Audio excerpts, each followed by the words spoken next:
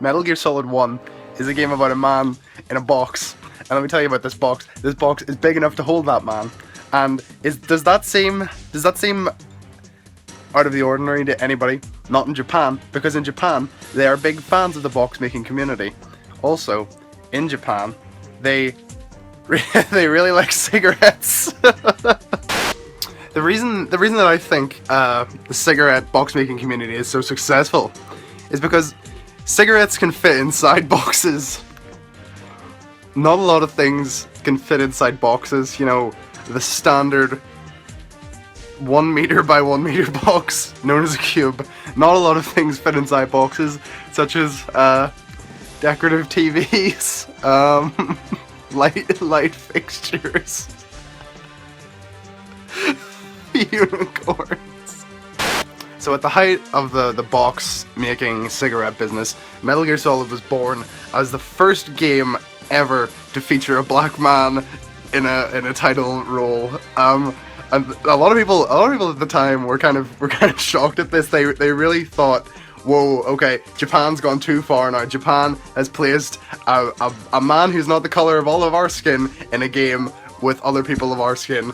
And the biggest proponent of this game, of course, was Michael Jackson. Michael Jackson was a big fan of this game, and I think he named a song after Metal Gear Solid. Not a lot of people think this, but the song Beat It is actually based on the Psycho Mantis battle in Metal Gear Solid 1. Not a lot of people know that, but it's actually true. Yeah, so you know the lyrics of Beat It, of course, beat it, put a gas mask on, and then throw objects around the room. Like, those are sort of hidden subtextual meanings that are within Metal Gear Solid 1. And the song, of course, anybody who's played it or listened to that song will know. Actually his other famous song, Billie Jean, is actually about the Vulcan Raven battle. Billie Jean, she's not my lover. One time she owned a tank, and she was a large man with tattoos on his head. So basically, Michael Jackson, the game didn't actually reach his home until 3 or 4 years after it released, but by then Metal Gear Solid 4 was almost released, essentially, back in 2006.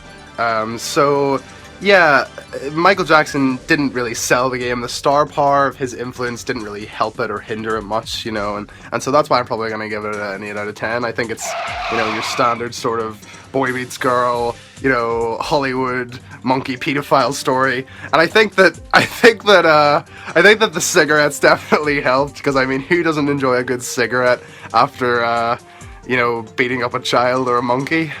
A lot of people didn't take kindly to 11.5 minutes of screen time being taken up by a teapot balancing on top of a guitar string.